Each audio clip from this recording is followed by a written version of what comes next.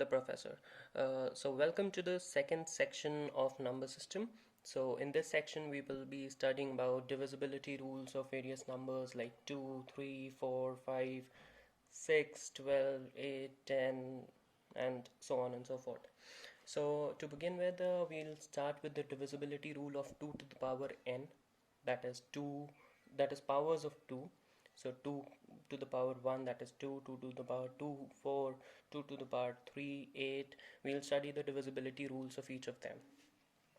So beginning with the divisibility rule of 2, it's very simple. Any number that is divisible by 2 needs to be an even number.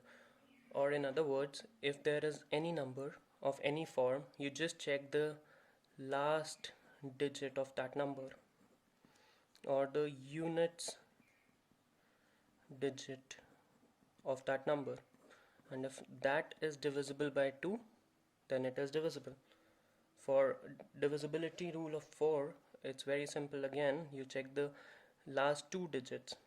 If last two digits are divisible by 4, or the tens and units digits are divisible by 4, then the whole number, no matter how large the number is, it would be divisible by 4. For 8, you check the last three digits.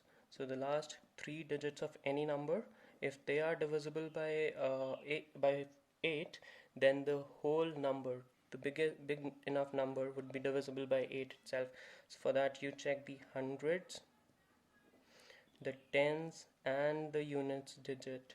If all these digits taken side by side to each other, if that number, that 3-digit number, is divisible by 8, the whole number is divisible by 8. So moving forward, what conclusion can we draw from this is that any number that is to check the divisibility by 2 or 2 to the power n, we need to check the remainder from that 2 to the power n. So if I just say remainder of the number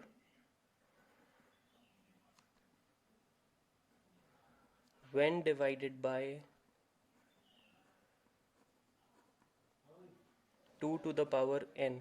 So if the remainder is 0, so you will be studying remainders in the forthcoming sections of number system. So it's important to draw this conclusion right away, that if the remainder of any number when it is divided by 2 to the power n is 0, it means that the number is divisible by 2 to the power n. So let's check a few examples over here. So the first example is, it's a big 9 digit number that we have, and we have to check the divisibility by 2. So we just pick the units digit, the last digit that is available, and see whether it is divisible by 2 or not. So units digit have to be 2, 4, 6, 8, 0. Only these 5 options are available. So it's 2. Definitely it is divisible. So this number is divisible by 2. Now we need to check the last digit only. So again, coming forward to this one, the last digit is 1. So when 1 is divided by 2, the remainder, if we go with the other conclusion, the remainder is 1.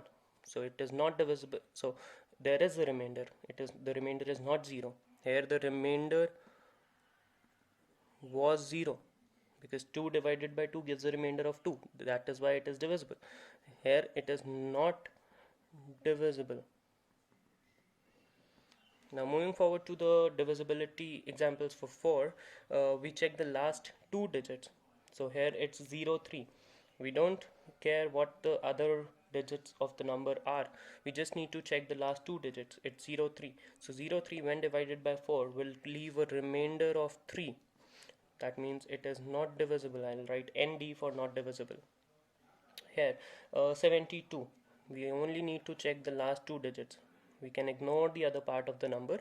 We just check the last two digits. Last two digits are 72. 72 when divided by 4. 4 ones are 4. 3 carry 8. 18. So it is divisible.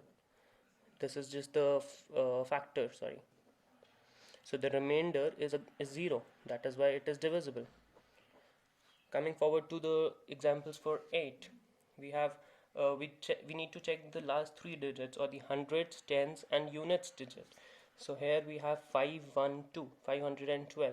We'll just take these three digits and check whether this is divisible by 8 or not. So for 8 we have it is divisible because 64 into 8 is 512. So remainder would come out to be 0. It is divisible. Again, checking similarly for this number, we'll check the last three digits. So it's 046. 046. So basically we can count it as 46. 46 is not a multiple of 8. So it will give me a remainder of 6. So it is not divisible. So that is how you check the divisibility rule of 2 to the power n. The important part over here is that you can also think it of as the remainder, the leftover. If the leftover is 0, it is divisible by 2 or any number. Um However, if there is a remainder, that means the number is not divisible completely.